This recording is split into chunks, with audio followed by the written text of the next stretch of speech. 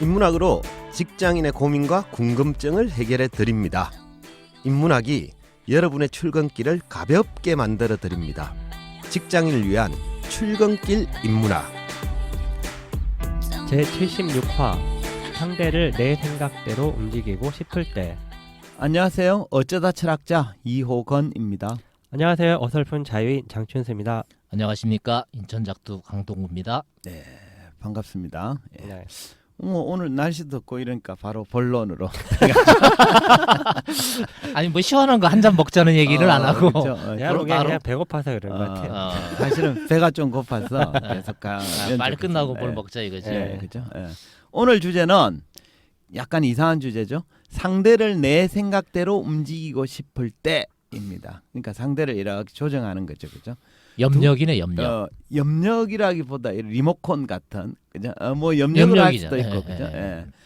두 분은 누군가를 내 생각대로 움직이도록 만들고 싶을 때가 있었나요? 평생 그렇죠. 평생 그죠? 그렇지 않나요? 주로 누구예요? 움직이고 싶은 사람이? 저 젊었을 때는 이성. 직장 생활하고 있을 때는 후배 선배 다. 위아래 다. 그다음에 비즈니스 상황에서는 예. 고객 어, 이런 거고 예. 네. 강의 현장에서는 학습자. 그렇죠. 이거 힘이 될지 모르겠는데 네. 이걸 듣고 있는 구독자. 맨 마지막에 공감되네, 그죠? 이걸 움직일 수 있는 힘이 그죠. 있어야 되는데 물론 뭐 대상마다 좀 다르긴 할 테지만 상대를 내 뜻대로 움직이게 하기 위해서 주로 좀 자주 사용하는 방법이나 이런 건 혹시 있으세요? 이 얘기 해도 되나? 그렇죠. 이 영업 비밀인데, 그죠? 아니 셋으로 좀 나누면 네.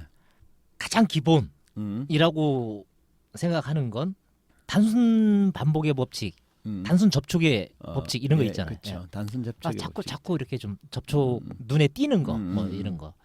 또 하나는 뭐래도 CR이 맥히려면 래퍼 형성이 좀 돼야 되는 거 아니에요. 이게 기본으로 저는 까는 것 같고 제 생각이에요. 그리고 친밀감을 통해서 네, 내 네. 뜻대로 움직이게 한다라는 거고. 그 다음에 아니 그게 돼야 그쵸. 뭔가가 가죠. 먹히니까. 예. 이성에 대한 거는 유혹인데 예. 뭐 아시다시피 저는 상호간에 약간의 끌림만 딱 느껴지면 예. 느닷없이 그냥 직진. 어. 뭐 이성은 이래요. 근데 이제 가장 범용적인 거는 제가 노력하는 건데요. 삼류라고 제가 생각하는데 육회, 유익, 유용 요 세 가지가 있어야 된다라고 생각합니다. 삼류가 아니라 삼류군요. 네, 삼류. 육회, 유익, 유용. 유용. 이게 유용은 이제 결과의 모습이기도 한데 육회 함께 하고 있는 사람하고는 분위기가 즐겁게. 유쾌해야 된다. 오케이. 개그맨은 아니지만 오케이. 분위기는. 그리고 함께 했던 그 시간 동안에 뭔가 유익이 있어야 돼. 유익하고. 그래서 이게 쌓이다 보면 저 사람은 언젠가는 나한테 도움이 되어지거나 쓸모 있는 사람이야 오케이. 라고 하는 것이 형성될 때 예. 이럴 때 아마 움직여지지 예, 않나. 그쵸. 뭐. 내가 정리를 잘하잖아요. 그래서 작두님 얘기를 비법을 쫙 들어보니까 이제 결론은 이거네요. 돈 안 쓰고 입으로 때운다. 그죠? 이야 기가 막히다. 예. 자유인님은 주로 어떤 방법을 많이 쓰세요?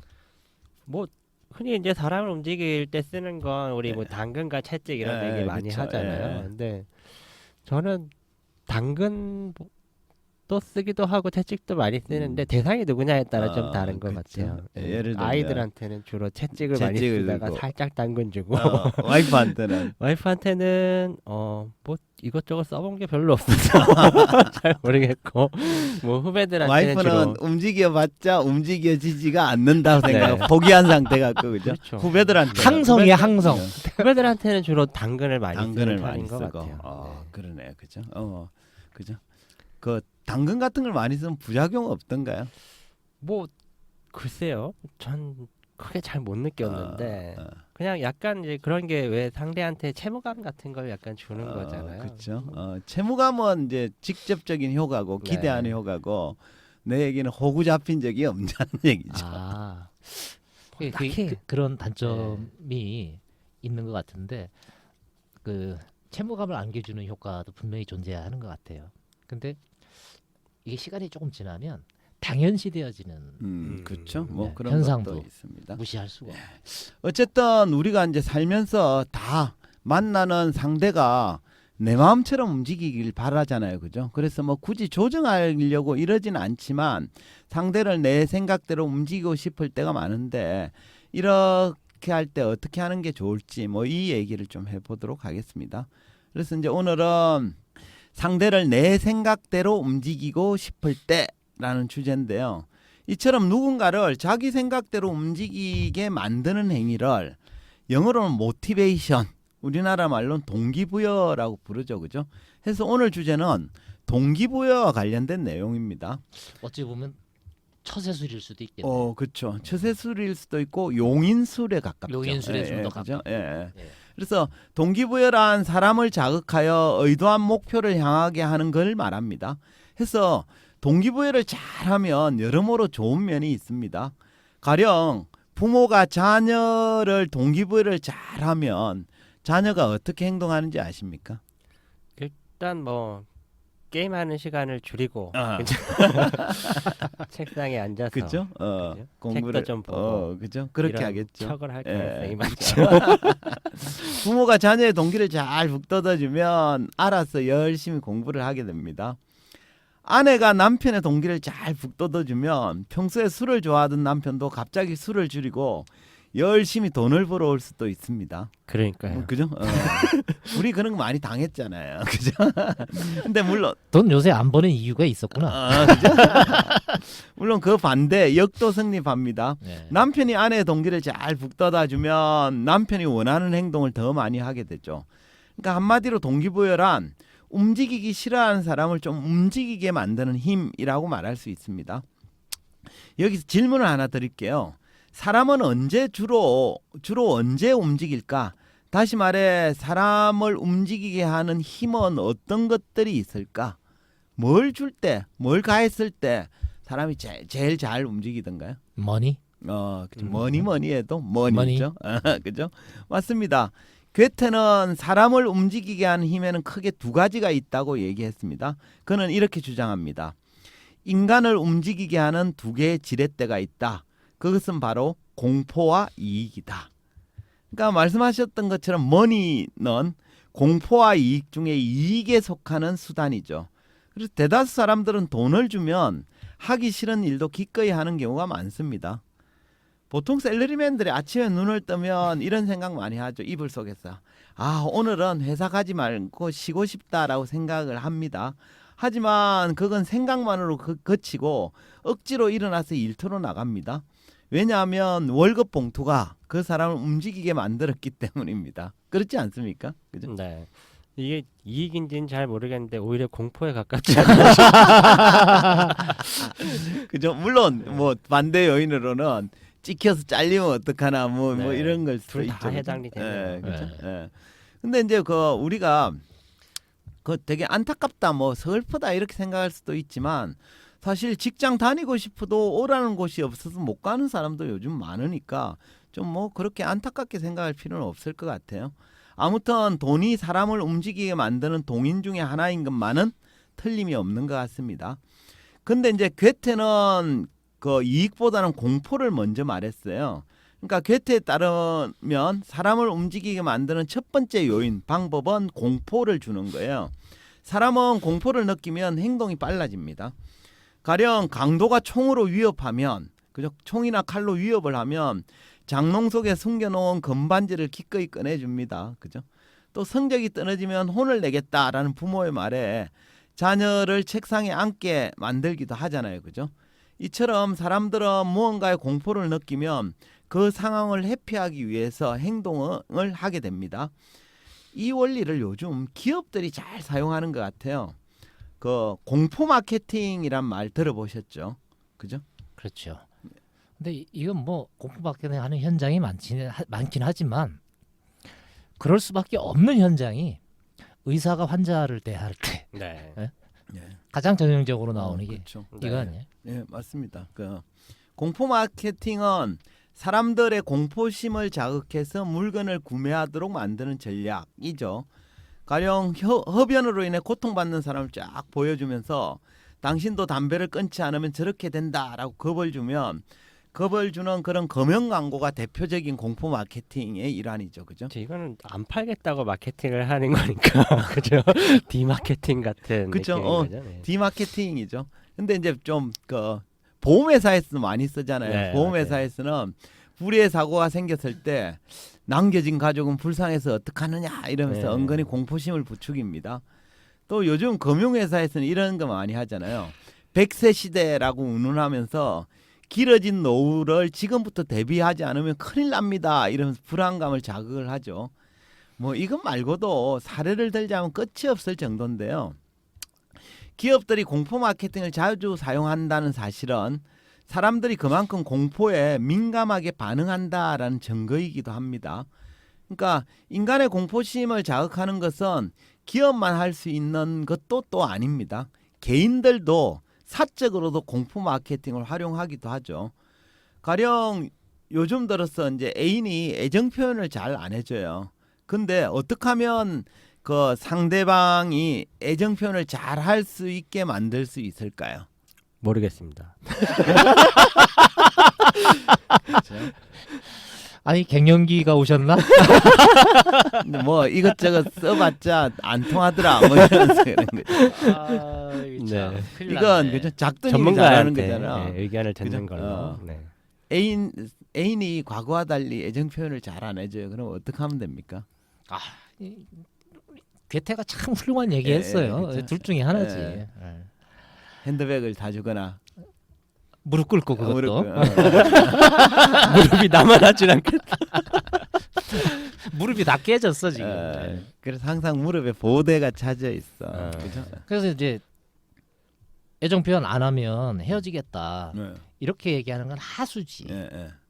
그럼 어떻게 좀 고수처럼 할래? 어나더 우먼과의 뭔가 썸이 있다는 걸 은연중에 비춰놔야지. 그죠? 맞습니다. 그죠? 예. 그랬군요. 뭐 비슷한 효과죠. 어쨌든 애정 표현을 너 나한테 잘 안 해주면 나 딴 일 뭐 헤어질 수도 있고 딴 사람한테 찾아갈 수도 있고라고 경고를 하면 상대는 이제 바로 공포를 느낍니다. 그래서 공포를 느낀 애인은 이제 뭐 꽃다발을 사들고 뛰어올지도 모르죠. 아무튼 공포 심리를 잘 활용하면 사람을 움직이게 만드는 것만은 확실합니다. 근데 공포를 활용한 동기부여 방법은 효과도 좋지만 때때로는 부작용이 생길 수도 있습니다. 가령 나한테 잘해주지 않으면 은하들 누군가를 만나겠다 또는 헤어지겠다라고 경고했을 때 부작용은 뭐가 있을까요? 잘가. 뭐 이렇게.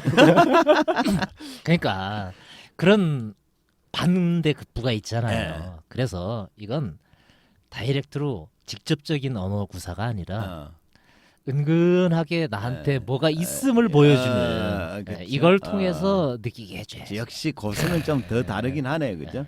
어쨌든 방금처럼 이런 부작용이 있을 수 있어요. 그래? 그럼 잘 가? 이제부터 헤어져? 뭐 네. 이러는 경우가 생기죠. 말하자면 공포심을 자극하는 방법이 보통은 효과적이긴 하지만 자칫 상황을 극단으로 몰고 가는 경우도 있습니다.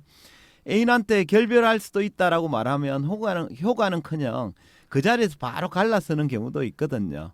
해서 공포적인 수단은 좀 유의해서 사용을 해야 됩니다. 네. 그리고 바로 무릎 꿇었어. 그죠? 아 사실은 말이야 이랬어.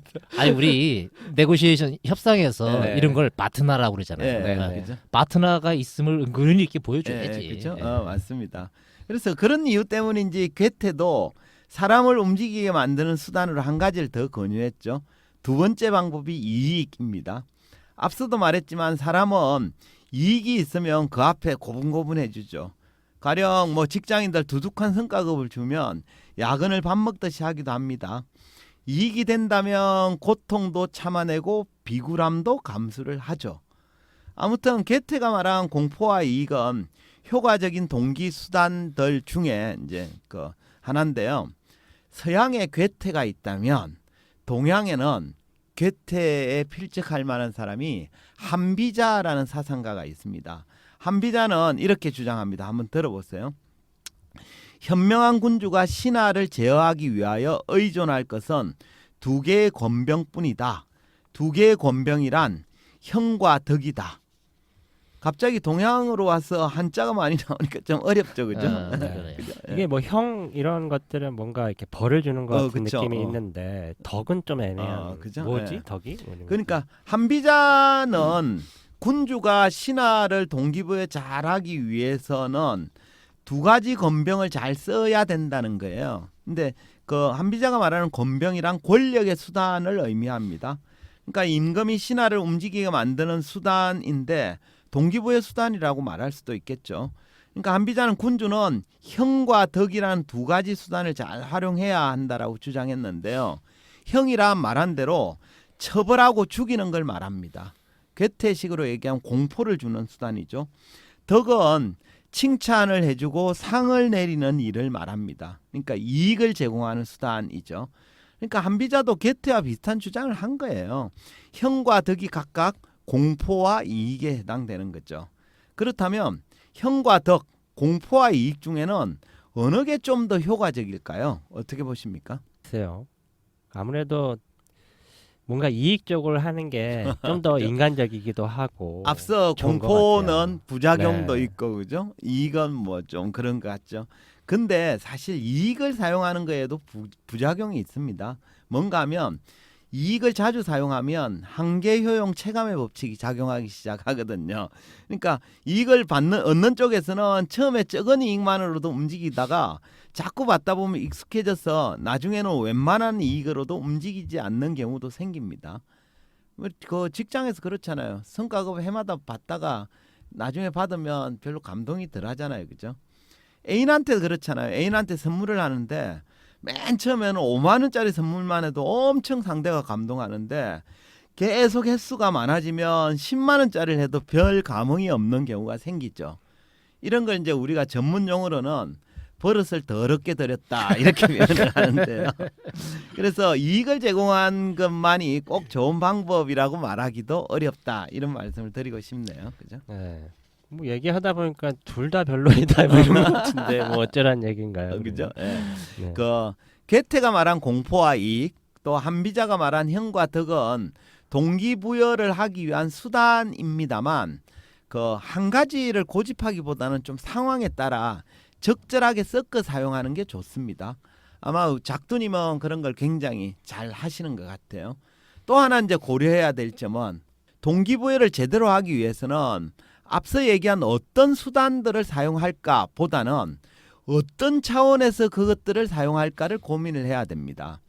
잘 아시는 미국의 심리학자 매슬로우가 인간의 욕구에도 위계가 있다고 하면서 욕구 계층설을 얘기를 했죠.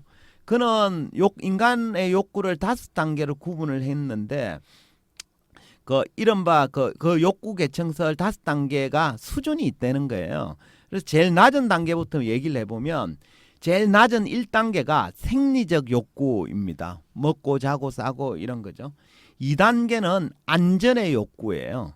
그리고 3단계가 소속과 사랑의 욕구, 4단계가 존중의 욕구, 가장 높은 5단계가 우리 잘 아는 자아실현의 욕구입니다. 그러니까 동기부여 관점에서는 낮은 수준보다는 높은 수준의 욕구를 자극하는 게 효과적입니다. 그럼 앞에서 얘기한 공포나 이익, 형과 덕은 높은 수준의 욕구를 자극하는 걸까요? 아니면 낮은 수준의 욕구를 자극하는 걸까요? 낮은 수준인 것 같아요. 그렇죠. 예, 아무래도 뭐 이렇게 그 낮은 수준에 해당됩니다. 보통 이익은 1단계 생리적 욕구를 겨냥한 경우가 많죠. 그죠? 가령 사장이 직원들이 열심히 일을 하면 성과급을 더 주겠다거나 부모가 자녀한테 용돈을 더 올려주겠다라는 건 주로 상대방의 생리적 욕구를 충족시키는 거기 때문에 좀 1단계에 해당한다고 볼 수 있습니다.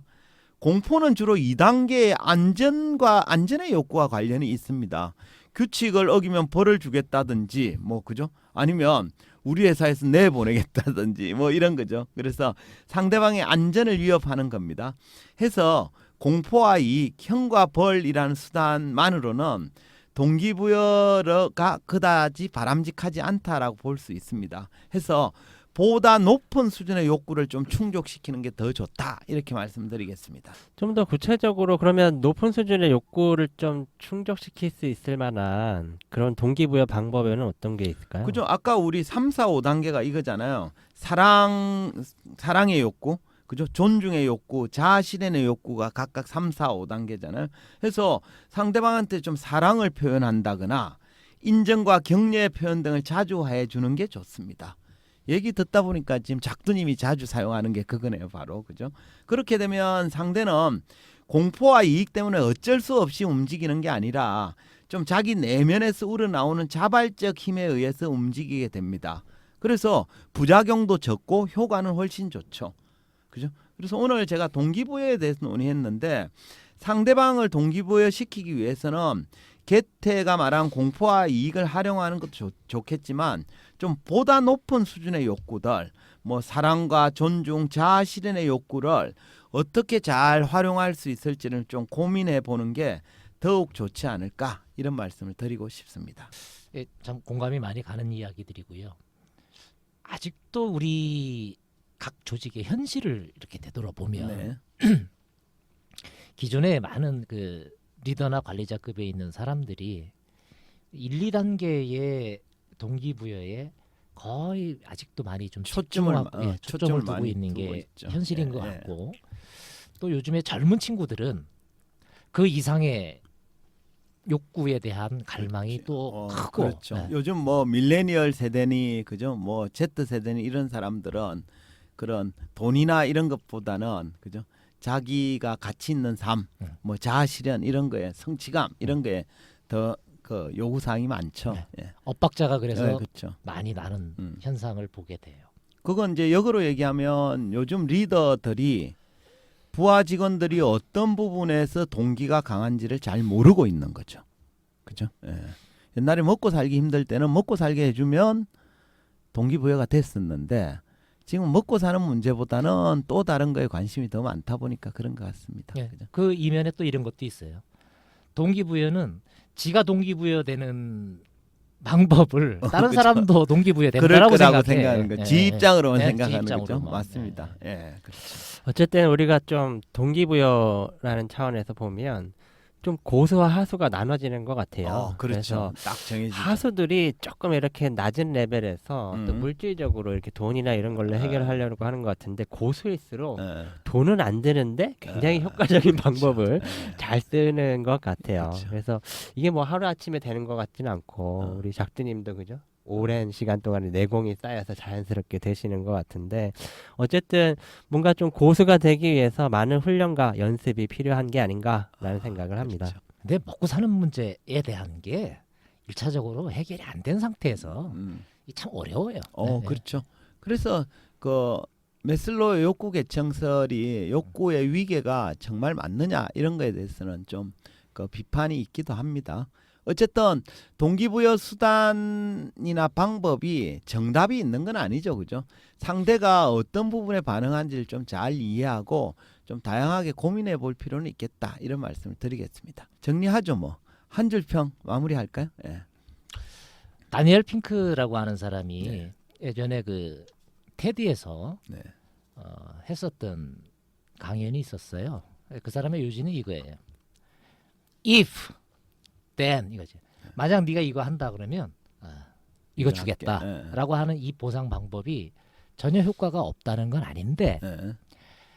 업무의 특성에 따라서 먹히는 데가 있고 덜 먹히는 데가 있다라는 이런 주장이에요. 예. 그러면서 이제 결론적인 건 이걸 자꾸 하다 보면 창의성이 파괴되더라. 이런 이야기를 하면서 예.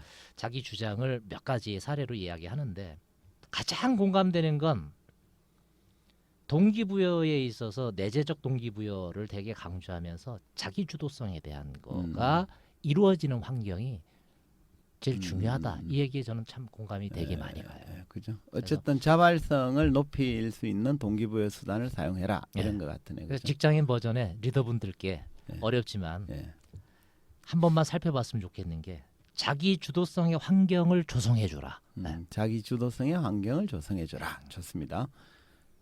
자유인님. 그런 것 같아요. 동기부여 고수가 되려면 가장 핵심은 어쨌든 낮은 수준보다는 좀 높은 수준의 욕구를 자극하는 게 중요한데 그게 다가 아니라 상대의 욕구를 잘 찾는 게 제일 중요한 것 그쵸. 같아요. 아, 네. 그럼요. 그래서 네. 동기부여 고수가 되려면 일단 역지사지 해보자. 역지사지 해보자. 좋습니다. 가련들 찾아야 되니까. 그렇죠, 네. 맞습니다. 어디를 찔러야 효과가 나는지를 알아야 되니까 그죠. 예, 좋습니다. 오늘은 상대를 내 생각대로 움직이고 싶을 때라는 주제로 이야기했습니다. 상대방을 자기 생각대로 움직이고 싶다면 동기부여를 잘 해야 되죠. 동기부여란 사람을 자극하여 의도한 목표로 향하게 하는 걸 말하는데 동기부여를 잘하면 상대가 내 뜻대로 움직이게 됩니다. 그럼 어떻게 하면 되느냐? 괴테는 공포와 이익, 한비자는 형과 덕을 잘 활용해라 라고 조언을 했습니다. 인간은 공포를 느낄 때 그리고 자신에게 이익이 될 때 움직입니다. 해서 리더는 이 두 가지 수단을 적절하게 잘 활용해야 됩니다. 하지만 이러한 수단은 낮은 수준의 욕구를 자극하는 것이기 때문에 때로는 부작용을 불러올 수도 있습니다. 해서 보다 높은 수준의 욕구, 즉 사랑이나 존중, 자신의 욕구를 적절히 활용할 수 있는 방안을 고민하는 것이 필요하겠습니다. 어쨌든 그렇게 되면 상대는 공포와 이익 때문에 어쩔 수 없이 움직이는 게 아니라 스스로의 자발적인 힘에 의해서 움직이게 되므로 부작용도 없고 효과는 더 좋다라고 말씀드리겠습니다. 이것으로 직장을 위한 출근길 인문학 제76화를 마치도록 하겠습니다. 저희는 다음 시간에 다시 찾아뵙도록 하겠습니다. 네, 감사합니다. 감사합니다. 감사합니다.